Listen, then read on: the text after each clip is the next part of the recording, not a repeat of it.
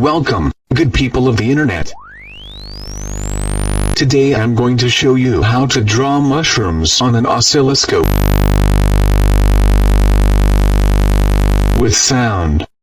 We're gonna use our left audio channel for horizontal deflection, and our right audio channel for vertical deflection. Now first we need a sine wave on our horizontal deflection channel, and a cosine wave on our vertical deflection channel.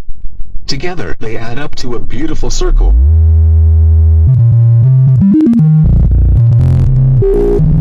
We can alter its size and shape by increasing or decreasing the volume of both channels. Now we add a sawtooth waveform to the right channel.